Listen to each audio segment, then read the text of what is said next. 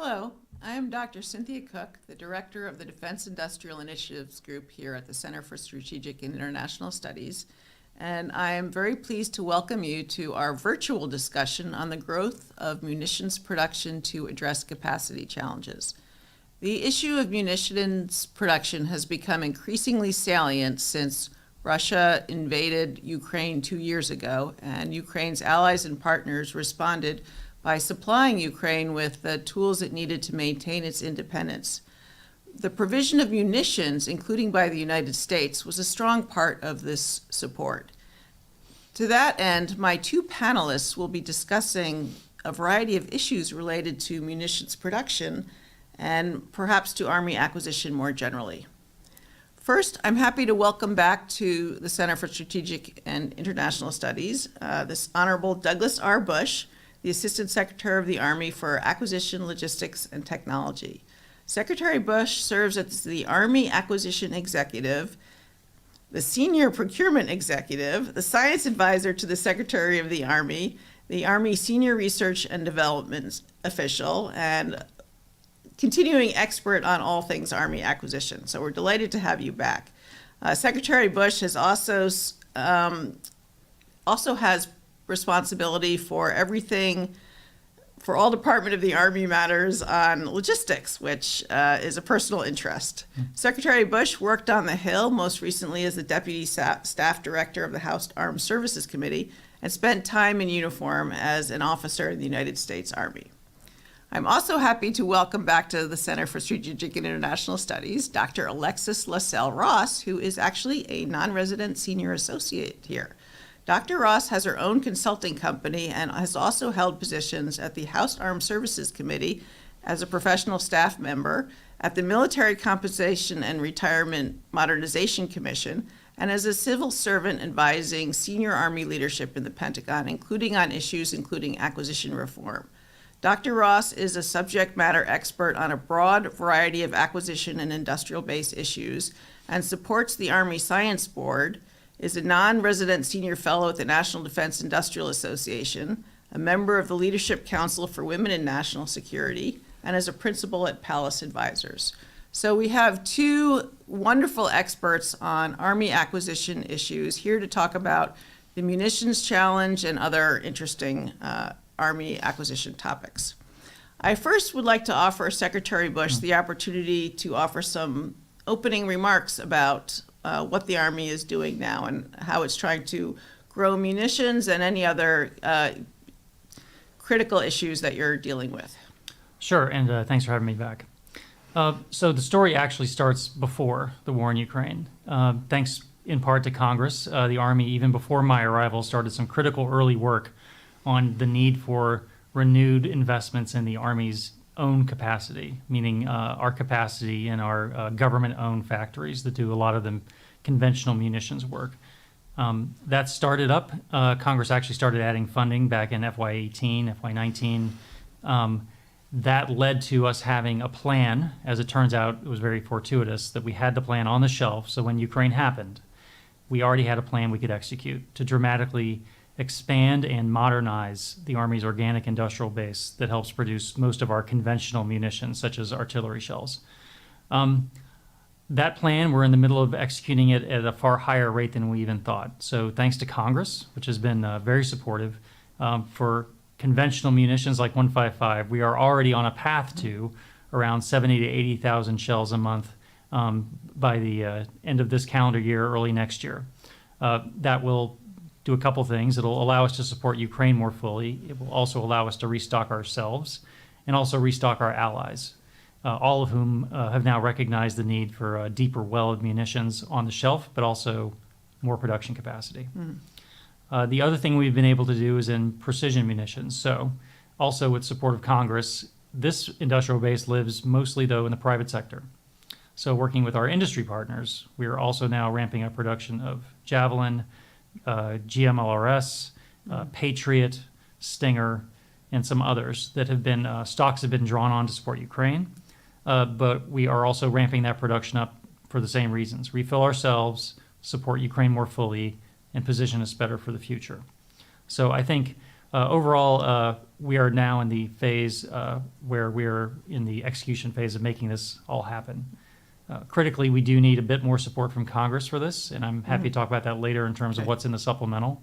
But a lot of work has already happened, and we are in the make it happen phase. Okay, thank you for those remarks. I'd like to turn next to Dr. Ross, who recently participated in an Army Science Board study on some of the munitions challenges that you covered and that you're trying to address. Dr. Ross, the Army Science Board published its report in September, and it was called Surge Capacity in the Defense Munitions Industrial Base, which is exactly pertinent to the topics we're talking about today. Can you give us an overview of the findings? Sure. So first, what is the Army Science Board? If the Army were a company, the Army Science Board would be like a board of advisors, right? So the Secretary of the Army in early 2023 asked the board to review and examine the surge capacity, or rather industry's response to the request for munitions to backfill supplies that had been sent to Ukraine. And when faced with sort of, longer than expected delivery schedules, the Army had asked us to look at how could we surge production in the munitions industrial base when needed, sort of a we're getting healthy, but how do we prevent this from happening in the future kind of a situation. So what the board found was essentially industry wasn't really able to surge in those early days when first asked for basically two reasons. First, they simply didn't have the surge capacity, because what is surge capacity? It's excess capacity beyond funded production levels, right? And second, they couldn't justify in investing private capital to build that surge capacity without contracts, without money on order.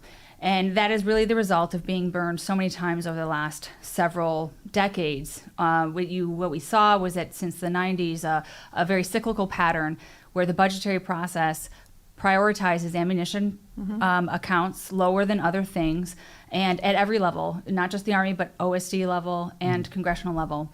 And so that inconsistent funding leads to sporadic orders, which leads to industry not investing their own money, which leads to production being optimized and streamlined. And when you have that, of course, you end up with facilities being closed, tooling being atrophied, and workforce either retiring or exiting the market. So the saga continues when suppliers go out of business and creating single points of failure and emergence of foreign sources of supply, often adversarial sources. And really, this is a trend that is we've noticed now is evident throughout the defense industrial base. So we have a chart that I'd like to show that demonstrates some of the up and down challenges of funding that you mentioned. So would you like to talk through that a little bit? Sure. So this is a chart that the Office of Secretary of Defense for Acquisition and Sustainment they generated, and Secretary LaPlante has been utilizing this chart in public forums to depict what explains the ramp up and also sometimes the lag. If you follow the numbers 1, 2, 3, and 4, you can see that initially when a conflict or some situation arises, then that's number one. As you go up the steep crest to number 2, that's when the industrial base ramp up begins. At 3 is the procurement and deliveries, they reach their peak. And this is about 2 years after the crisis was initiated. So interesting to see that lag.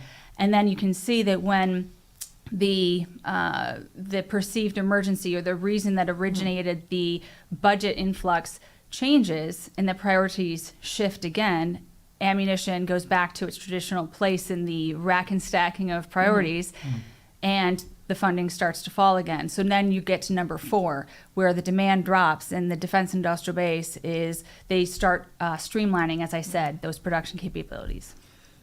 If we're not in a current conflict and we're still producing munitions even at a low level, why don't we have enough on the shelf in case of conflict comes along? Well, what's your definition of enough? So the U.S. Army at the start of the war in Ukraine had precisely the amount of 155 we were supposed to have, based on the department's policies, plans, and assignments. So there wasn't a shortage against the then known requirement. But I think if we're in a different world where we are supporting allies in large-scale conflicts while maintaining weapons for ourselves, I think that requirements process does need to be relooked. I think it's a good thing for the department to do as a whole because it's not just the Army. But if larger stockpiles are a way to mitigate risk for an extended conventional conflict, then that needs to be looked at. It needs to be proposed to Congress, and Congress will have to fund it. It will not be inexpensive. Munitions are very expensive to make. Artillery shells are relatively inexpensive to make and store, but other weapons, some of the precision weapons I was mentioning, are much more expensive and require care and feeding, I guess I could put it that way, to make sure they work when you need them. So, but if that's going to be a strategic judgment to increase stockpiles across the board, that's something the department's budget would have to work through. So you can't just build a lot, ramp up, build a lot of weapons, put them in the warehouse, and then ramp down. Tell us about what it takes to maintain weapons in the warehouse. Why is it such a hard thing to do? Sure. So it depends on the munition, but from simple to complex, and this is all, by the way, tied to our quality standards. So other countries, I'm pretty sure we're the only ones in the world who go to this length to maintain the quality of our ammunition stocks. So it's a combination of periodic inspections, which require people to do. It's obsolescence, so parts on those systems can be fine when you first bought it, and then 5 years later, like a sensor might be now subject to jamming from an enemy, and you have to replace it. So it's not a static thing. Even artillery shells do age out over time and become less reliable. So it's the physical places to put them, the people to inspect them, and then the technology upgrades on occasion to keep them relevant are all part of a, so the larger your stock is, the higher the cost of those three activities. So it's the surging in production, it's the maintaining the production at the appropriate rate, it's making sure you are engaged in the care of feeding of these weapons through their life cycle so that they're ready when and if a conflict occurs.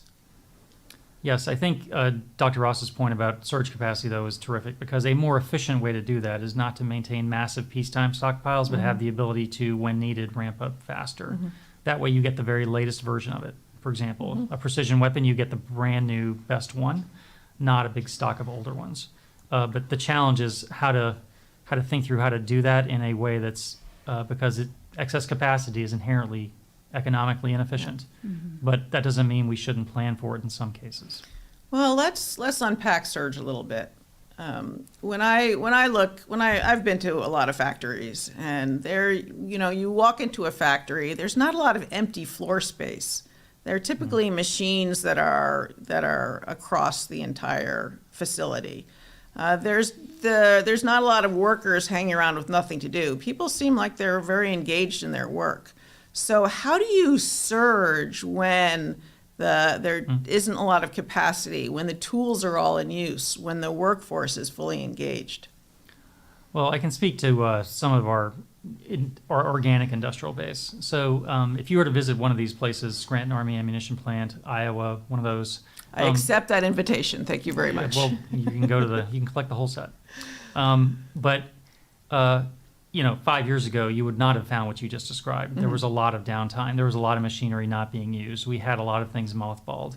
And we paid for that in the Army's budget every year to maintain that kind of as an insurance policy.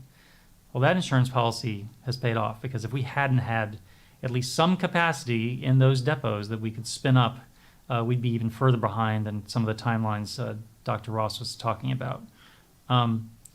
However, doing that for everything and doing that in the private sector with precision weapons is a different kind of challenge because those are private companies that don't always have the kind of flexibility to use capital the way we do. But that's a conversation we have to have because especially a conflict with, for example, China would require more of the precision weapons and maybe not as much artillery, and that ramp up would be more important. Yeah, and I'd like to add to that. So what Secretary Bush said about the organic industrial base, the Army-owned facilities, switching over to the commercial sector, as you just did, I want to echo some of the things that he said earlier about idle capacity. So when you look at, how do you increase or maintain production capacity across the defense industrial base? I think the answer is threefold.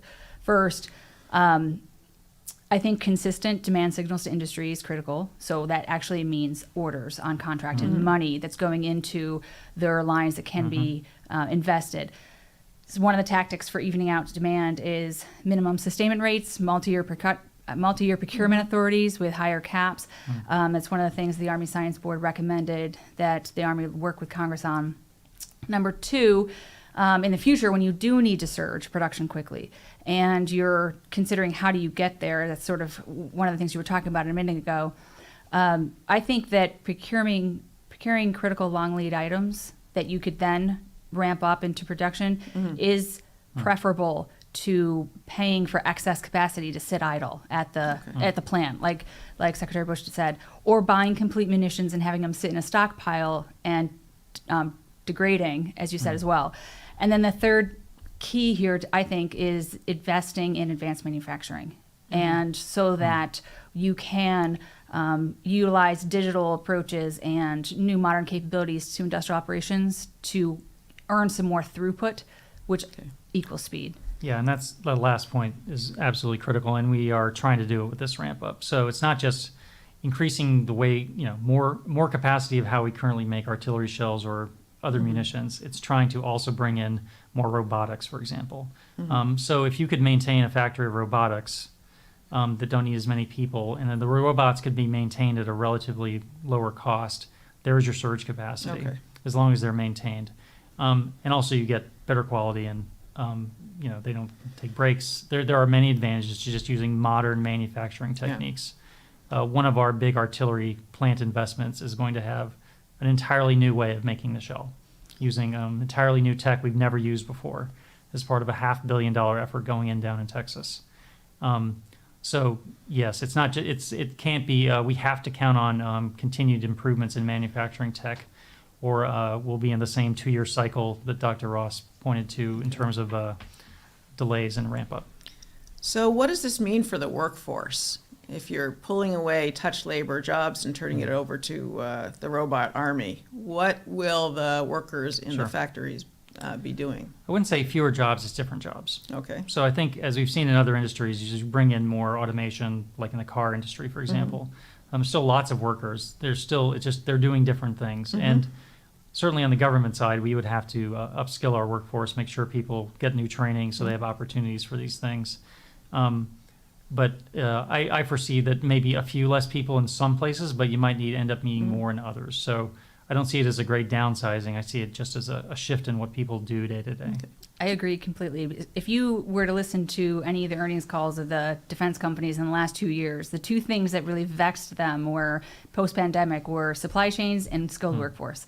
And so I've got to imagine that the pool of candidates attracting candidates of workforce could potentially be better if the work was, less dirty, more safe, more intellectually stimulating. There's just so much that could be on offer here. Okay, so what would you say to a high school student considering either working at a warehouse or delivering packages versus working in a manufacturing plant? Well, for the government side, the importance of the mission still matters. I can just tell you that right now, today, across our industrial base, there are people doing very difficult and sometimes dangerous work. A 155 shell has 22 pounds of explosives in it. This is not something that's easy to do.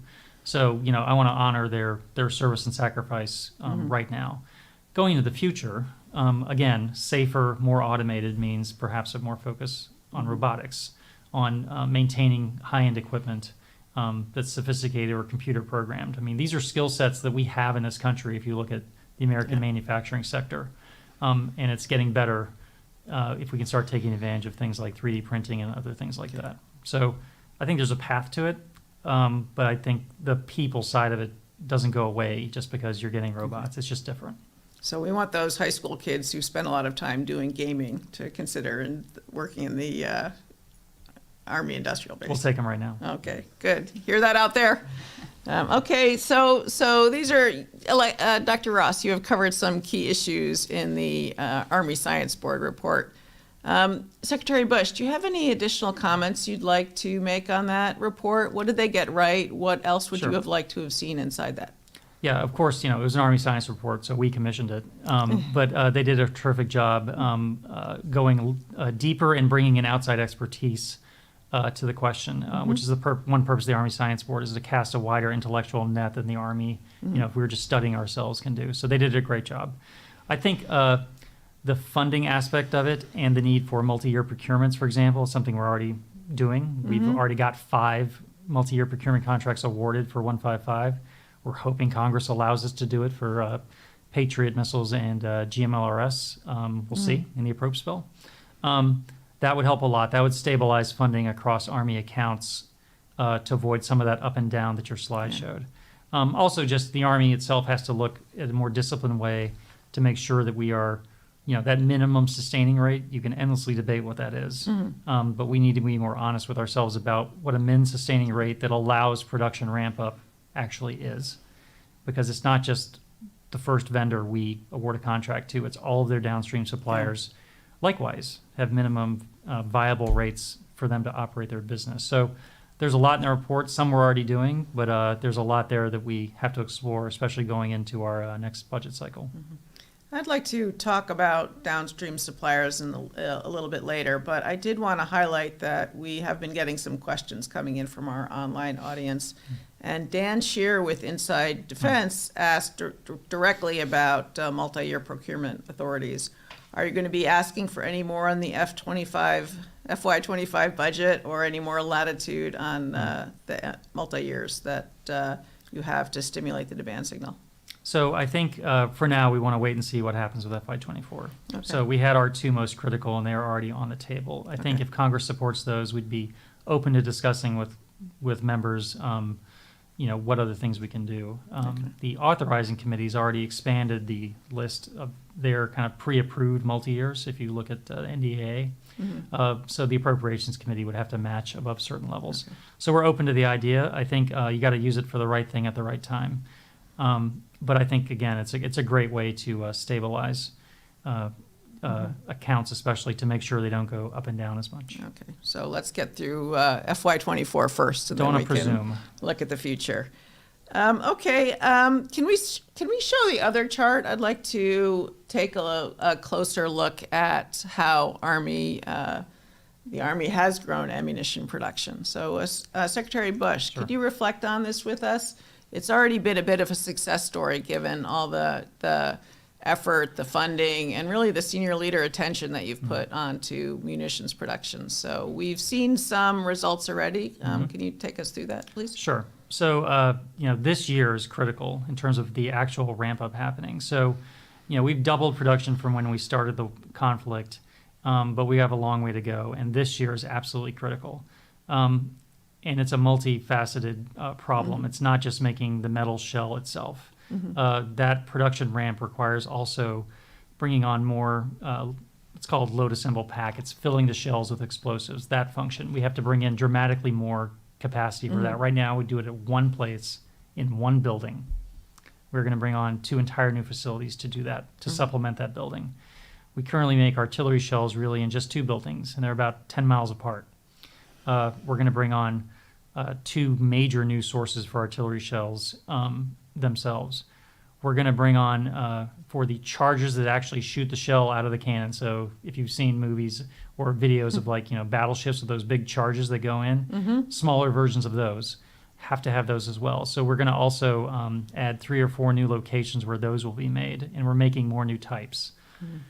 And then last, not least, if you look at the very front of the shell, the fuses, that's actually where we were the healthiest. We had excess capacity, actually, and it was in the private sector that we are now just maximizing. That was kind of just luck, but it was an important part of it. So the whole shell from the back to the front is part of that ramp up.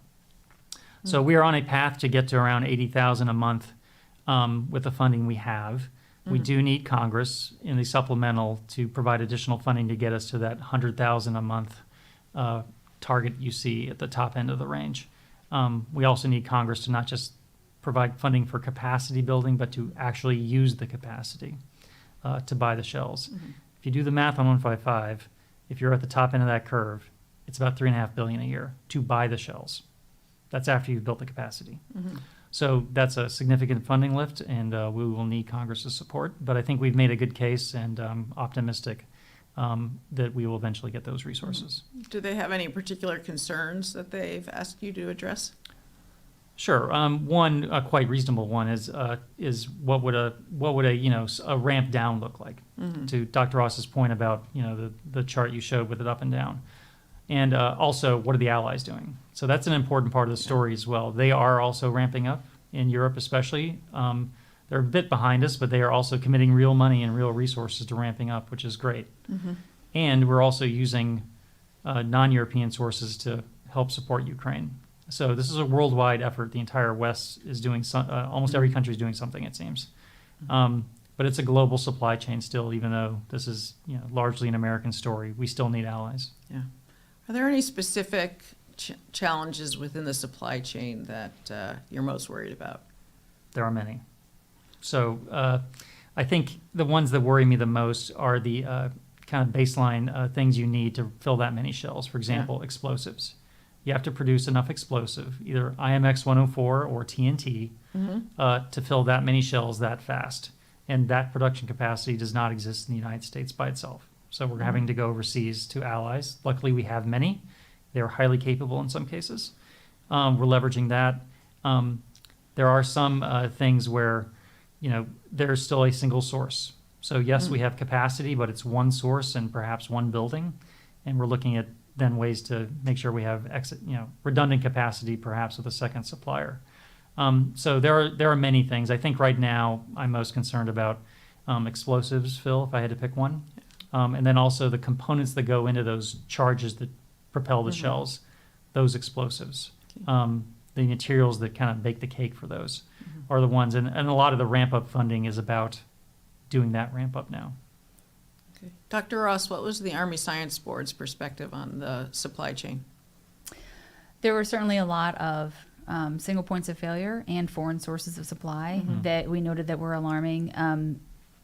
As Secretary Bush said, they are tracking those.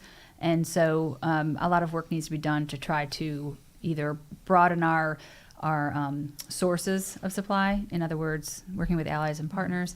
And it certainly brings up a lot of questions about where can we rely upon to infuse our defense industrial base with more capability. And it's, allies and partners, non-traditional vendors. There are probably folks out there that are willing to help and support. And so it's just now comes time to look through what our options are. Did you look at the consolidation of contractors in the private sector? What was your take on what's happening there? Was that part of your study? So I think you're referring to the consolidation of the defense industrial base. Exactly. Right. So, yeah, as part of the look of, how do we get here, the munitions story that I laid out at the beginning of our podcast here it was indicative of what we saw generally, and which is that in the last 30 years, the defense budget constricted, and when it declined, the defense industrial base consolidated, and the remaining companies optimized their operations and their facilities accordingly. And so the result was simply that the surge capacity in most cases was truly eliminated. So there's a lot. Of course, in interviewing companies, we also heard a lot related to doing business with the Department of Defense and the market, and how this economic market is a challenging one. So, there's a lot to it. Thank you. Secretary Bush, you mentioned the work of allies and partners in munitions production, and I would just highlight that economic deterrence, working with allies and partners, is part of the new National Defense Industrial Strategy, which was just issued by the Assistant Secretary of Defense for Industrial Base Policy, Dr. Laura Taylor Culley, two or so weeks ago. It has 4 threads. One is strengthening supply chain. A second is the workforce. A third is engaging in acquisition agility. And the last one is working with allies and partners. Can you give us an Army perspective on the NDIS as a whole, with a particular look at what we can do to work with allies and partners? Sure. So, and by the way, I should say, first of all, the strategy was conducted and built cooperating fully with the armed services. So a lot of what's referenced there is things the 4 of us were already doing, but they, as they should, are kind of trying to bring some overarching guidance to that. With regard to allies and partners, yes. So it's a variety of efforts. I think most importantly, though, we're all realizing that we do all still depend on each other. So no one has a completely homegrown capability to make anything sophisticated. We're in a globalized world. There will be interdependencies. The first thing is seeing them. So that is work that was started before the war in Ukraine, some very good supply chain risk analysis work, partly because of the COVID experience we had with supply chains, to at least see ourselves first and then understand the risk areas. And then the harder part, though, is what to do about them. So this is where the allied coordination comes in. So Dr. LaPlante's been leading the effort to work with European allies to better coordinate what all of our ramp-ups. So, for example, we're not inadvertently stepping on each other when we're trying to all make artillery shells. We don't all go to the one same company that has a precursor chemical and overload that company or slowed things down. So that coordination, I mean, I think we know how to do this. We just need to be more... it needs to be done at a higher level and a little more thoughtful. Shifting to the Pacific, so there's efforts there too. So our efforts with Australia, for example, on their guided weapons effort to create an Australian capacity to build guided munitions is full steam ahead. It's part of Pillar 2 under AUKUS. We're also working with Japan on a range of things, including different elements of some of our weapons where they have high quality capability. And also India. So there's a range of things going on with all of our allies. I think what we're finding, though, is the democracies, and they have all the democracies with advanced economies all have something to contribute. We just have to work together more, and this conflict has brought us together like nothing in a long time. I love the fact that there's a strategy pulling together a number of issues and considerations that previously had existed but had been located in different parts of the department. Dr. Ross is an expert on change management and a deep expert on acquisition. Could you give us your thoughts on the NDIS? So I commend the DoD, first of all, for pulling this together. As they've said, it's first of its kind. And I think it's important, in the last couple of years, there have been a number of comprehensive reviews of the defense industrial base and the supply chain. And I think this is a natural next step to then start taking action, right? So you need a strategy for that. I think this is important.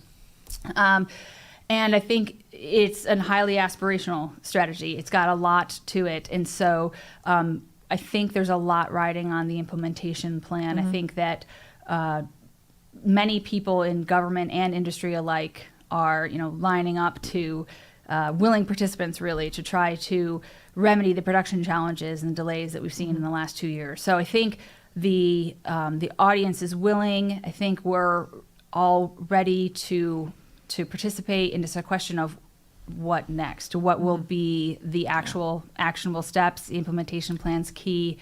I understand that it will be a summary, unclassified. The actual implementation plan would be classified. I think that's a little challenging when you're trying to work with industry and Congress to marshal efforts toward this and the interagency. So that's something I'll be looking out for. Is there anything you could share about that? Well, I can. So there is stuff that's out there. First of all, before the strategy, and this is a key part of it, actually the department, if you look at the Defense Production Act Title III investments over the last 3.5 years, they're dramatically higher.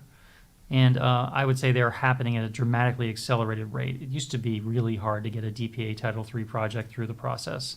That authority has been delegated to the department from the White House, which is critical. And also Congress has provided a lot more funding.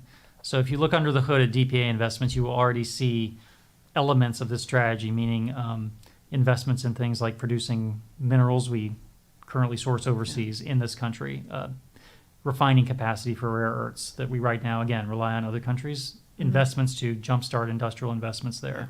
So it's not just words. You do have to show up with the resources at a certain point to work with industry to mobilize private capital by starting with some government capital. Working together, that's when we're most effective. That word you said, resources, that seems to be the biggest challenge for any of the efforts we've talked about today. Sure. I mean, in a defense budget, there's always many needs. Munitions is one of them, but munitions are great, but you can't ignore having a trained military to actually use the munitions. So it all is all a question of balance. You could spend a lion's share of the defense budget just buying munitions if you just wanted to maximize everything. But that's not realistic. It's a balance. However, I think this ramp-up question is absolutely critical, and that's how do we set the stage for that? One I thought of while sitting here was stockpiling subcomponents or elements below. So I'll give you an example. Someone in the 1990s, and I want to find this person because I want to give them a medal, decided when we were going out of production for a critical ingredient in shell explosives. We shut a plant down in the 90s as part of BRAC. Someone back then said, we should probably stockpile some of this stuff. And they put aside a pile of 17 million pounds of it. We're about to use it. So that kind of thinking, that kind of foresight to account for the future unknowns, stockpile things that could come in short, understand what the long lead things are, and stockpile those is a way to get at some of what Dr. Ross talked about with shortening ramp-up timelines.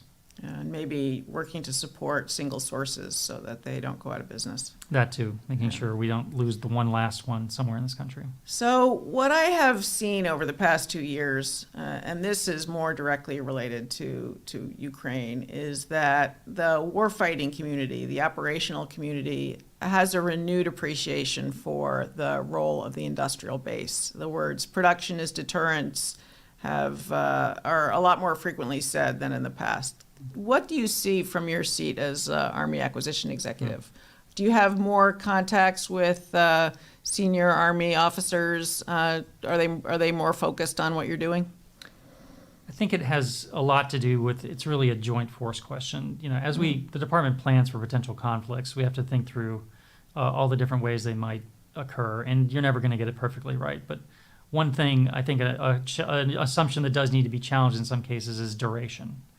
So, a 6-month war might require a certain stockpile, but a 3-year war, as the one Ukraine's about to get into 3 years, is a very different situation. So I think it's a healthy thing to examine in some cases what an extended conflict might look like, either one where we're supporting someone or one where we're directly involved. And we tend to focus the department's planning on when we're directly involved, which isn't a bad thing, but I think we need to maybe broaden that aperture into other potential conflicts. The amount of munitions being used should not come as a surprise. All conflicts tend to use up munitions far above expected expenditure rates. So I think it's more just, we have the numbers, we kind of just need to be honest with ourselves about them and turn it into planning and budgeting and then working with Congress to get the resources. So we have a relevant question from Patty Nieberg with Task and Purpose, who highlights that you suggested that conflict with China would require precision weapons over artillery. Can you talk about this and what any plans are to ramp up production of those capabilities might be? Well, there's a couple of things happening there. I think, first of all, the department is, and they do it every year, it's a routine process where the department relooks at stockpile requirements. And those are, I would say, evolving. I can't talk about them in detail, but we're constantly looking at that and learning from conflicts that are ongoing to improve them. Second, it's not that there wouldn't be conventional munitions or we wouldn't need artillery shells, but I think in different scenarios with China, the precision weapons, anti-ship, anti-air, air defense, of course, become a premium asset when you're in that kind of conflict. So I think, stockpiles are important, and also the location of the stockpiles. So, for example, against a sophisticated enemy where your ability to transit new munitions to the front could be challenged, that could mean you need larger in-theater stockpiles. So I think the department's looking at all that. It's not just how much you have, but where is it, and when can you use it? And as far as deterrence, I don't think there's anything that deters better than vast magazines of American weapons near an enemy.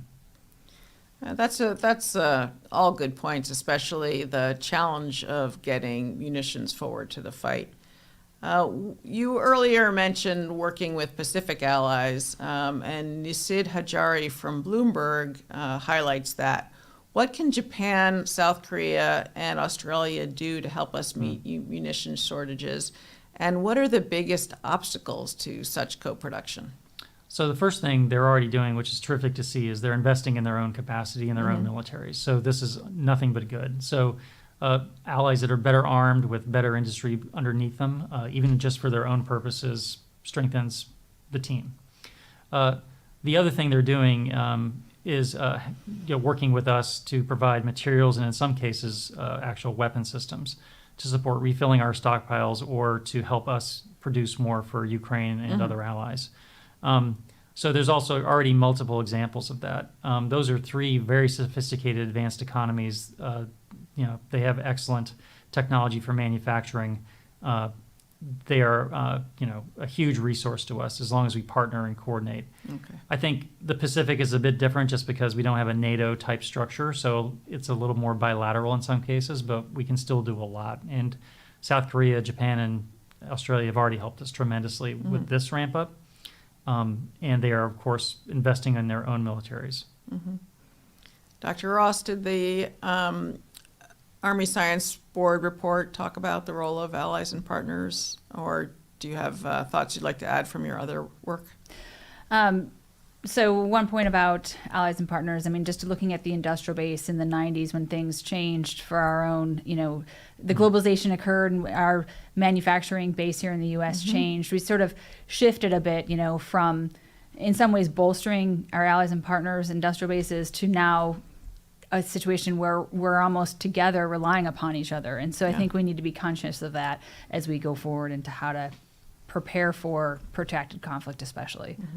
Well, it is one of our strongest, our greatest strengths is our work with our allies and partners.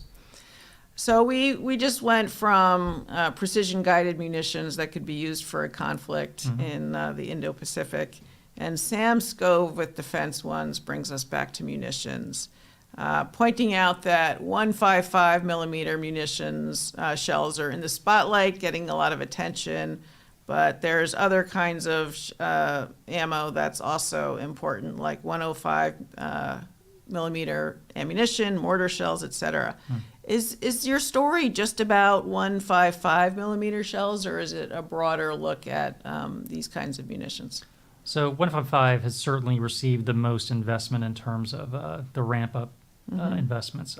That's partly because the demands on those other things have not been at a level that has taxed our stockpiles as much. So we have been able to support Ukraine, other allies with mortar shells, small arms, tank ammunition at levels that have not been as challenging from a future readiness concern.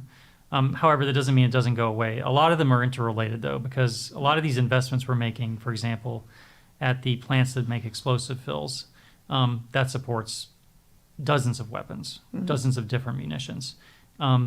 Also, the ability to make metal parts, while you have to customize it to the type of thing you're making, the investments in technology there will pay off across the board.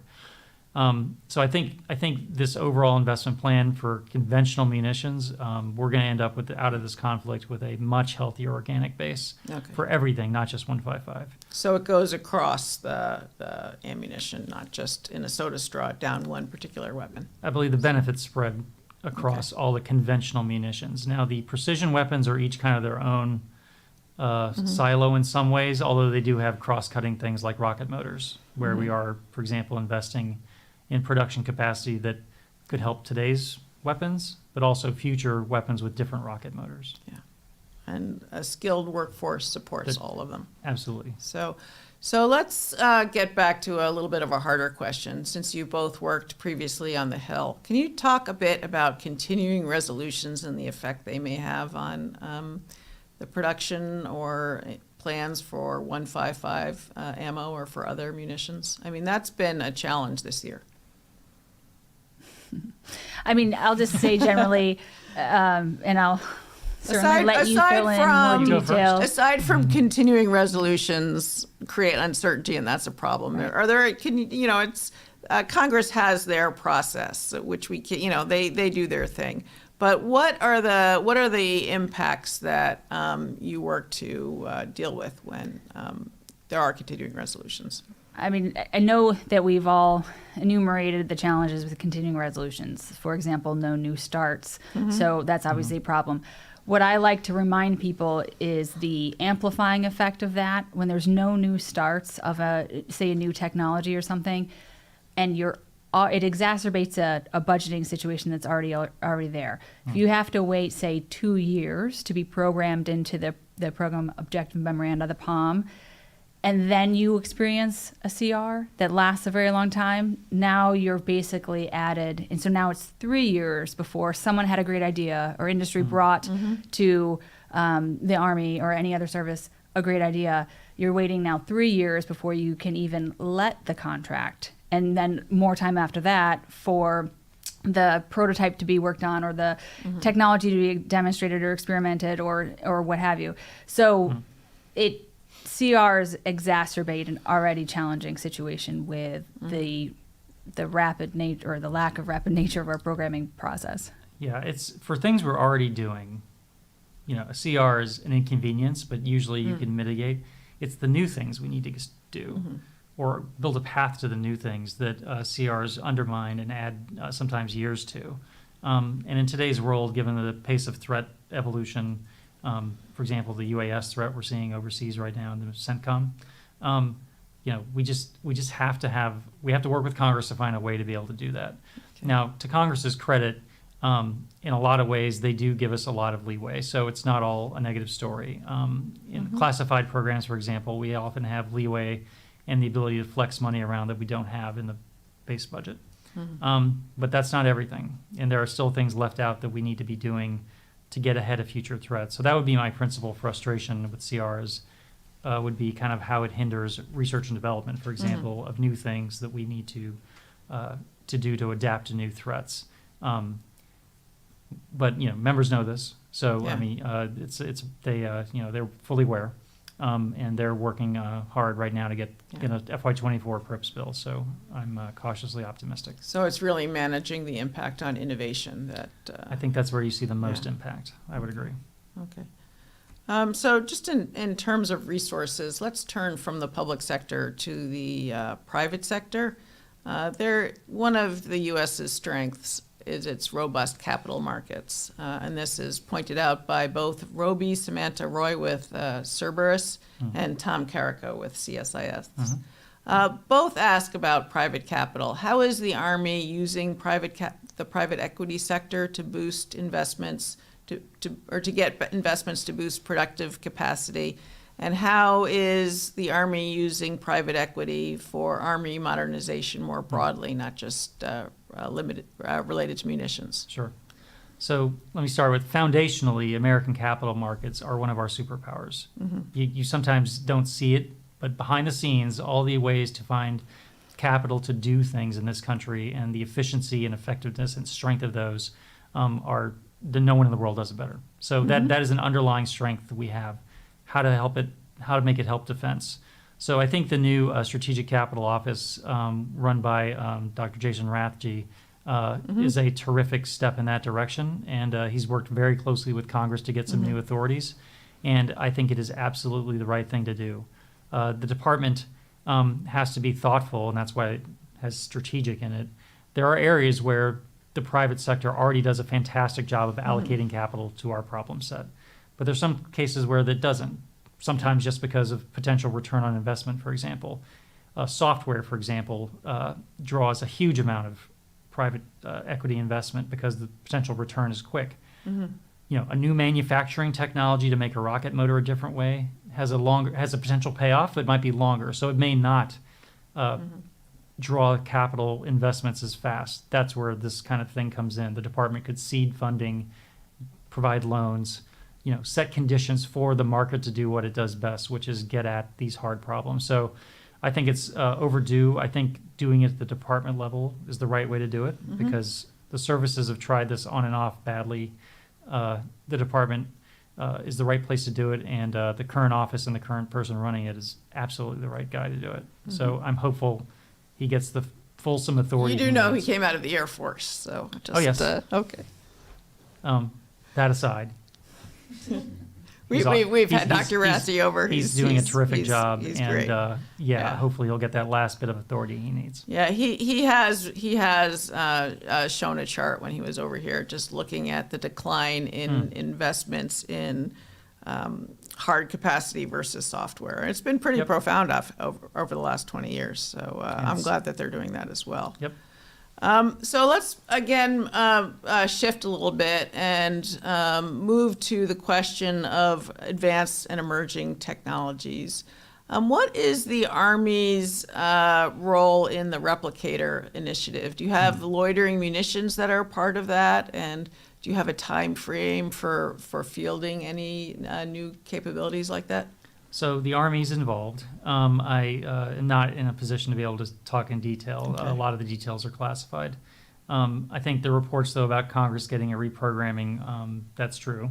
So Congress will need to support this effort, and hopefully we'll make our case, and they will be supportive. I think the Army put forward several good ideas, but so did the other services. So, and the department has been choosing among them. I'm always excited about anything we can do to go faster on new technology, and if Congress supports it, I think this could become a good thing that happens on a cycle where it gives us, like Dr. Ross was kind of alluding to, a way to kind of, between appropriations bills, move faster on critical new tech. Okay. Highlighting that question came from John Harper with Defense Scoop. Dr. Ross, would you like to pick up on the question of emerging technologies? And, Sure, and I'll take it to a slightly different angle, actually. I mean, so in this town, we often talk about innovation and emerging technologies for warfighting capabilities. And, what I notice we don't talk as much about, though, is innovation in our industrial operations. So fitting the conversation that we're having today, I want to continue to get a plug out there for advanced manufacturing. And if we could take a little bit of time to talk about that. So, this, again, is trying to infuse digital approaches and new capabilities like sensing and AI into manufacturing. And when you start with digital engineering and you add to that advanced manufacturing, you're going to be able to have so many different benefits, like identifying design flaws much more early so that you can have less re-engineering later. You can, make your production lines much less complex and your assembly much more streamlined. We already talk about automation and the workforce challenges, but you could reconfigure your production lines and allow to scale or convert to something else. So I think that we really need to be critically thinking about how to invest now in advanced manufacturing to be able to produce at scale, especially during a protracted conflict. So I'm going to keep honing that message and keep putting it out there so that we can have our policymakers continue to put effort on that. And how our programs are structured and the requirements play into that. So industry, unless you incentivize them, they'll keep making it the same old way they've been making it because it's profitable and it's effective. We have to work with them to sometimes take a little risk, for example, and provide some money to move them to a new way of making something. That's also important because it can bring in more competition. You can have if you move to a new manufacturing tech, there might be 3 more companies suddenly that can make this thing for you rather than just one company who's been doing it fine. But we need new companies coming in all the time. And the Army's been doing a lot to have programs be born digitally, so digital transformation, which is really a life cycle thing. It's not just how it's designed or manufactured, it's also in sustainment too. If that digital thread goes all the way through the beginning of the program to the end, then, presumably how these things are maintained could be done in a much more advanced method. So at the depots, and I think that probably that's part of your modernization plan. Our 2 big test cases are XM30, which is the Bradley replacement, and FLRAA, the Black Hawk replacement tilt rotor, are the 2 largest scale digital-based open standard programs we've ever even attempted. So those 2, how they go, will be very important for the future. I would put in a plug here for some work done by the Army and the Department of Defense more broadly to better communicate what this means for defense manufacturing. It's easy to say advanced manufacturing, digital engineering, but I think it's a lot harder to communicate what it actually is and the profound impact it will have on cost, quality, and the whole life cycle of these, of all the weapons that use it. So putting a plug for that. We are getting a little bit short on time. We've talked a lot about production, so it's all too frequent that sustainment gets left for the last 3 minutes of any defense acquisition discussion. So we have a couple of minutes left. So let's talk about sustainment and contested logistics. What work are you doing to strengthen the Army's efforts in that area? Sure. So one thing we're doing is learning from how we're supporting Ukraine. I was recently in Europe, went to some of the places we are doing remote maintenance assistance. It's remarkable. And we'd never tried anything like that for ourselves. But now that it's succeeded with Ukraine, we need to fundamentally rethink how we support our own maintainers in the field, for example. Are there more efficient ways to use technology to help them do more advanced repairs further forward? I mean, these are all things that can save time and money versus bringing a tank, for example, all the way back to the depot. And we've been able to do it with Ukraine. So doing it with ourselves would be one thing. And so that's, though, based on what underlies the chance of that working, though, is the data networks and then the data behind it. So, the Army, we like a lot of people in the Department of Defense, we're trying to modernize our data systems just to be more modern and keep up with what's in the private sector. So we have to also pursue that. I think, I can't speak for them, but our logistics experts would tell you, in addition to modernizing the methods of sustainment, so how do you maintain something, or how do you reduce demand so you don't have to sustain as much or make things more reliable, the data networks to enable that in a more nimble way keep them up at night, I think. The current model is kind of a push-based, with just war starts, create massive pile, draw down from pile.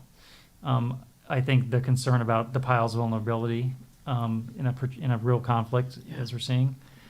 So I think there's terrific work going on there, but I think we need to learn from what we're seeing in conflict right now and leverage the private sector. There is tremendous innovation going on in the private sector on how they sustain a truck fleet. It's not the way the Army does it today. We need to leverage what industry is learning and doing. America's very good at logistics, and the Army's very good at it. So there's enough talent and knowledge in this country on logistics to continue to be the best in the world.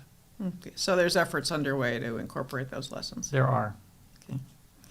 All right. I see that we have 2 minutes left, and so I'd like to open it up to both of you for some closing remarks. First, Dr. Ross.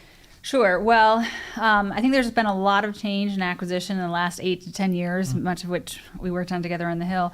But I think one acquisition truth remains the same. I think that production at scale is still where the rubber meets the road. And I think that Ukraine has shown us the importance and the complexity of large-scale manufacturing, and that you can start a new program well, you can start it quickly, but delivering capability rapidly is still dependent on the predictability of orders, the skilled workforce, the supply chain. So fortunately, I think people across the government and industry are working to revitalize the defense industrial base, and I'm encouraged that we're setting off on the right path.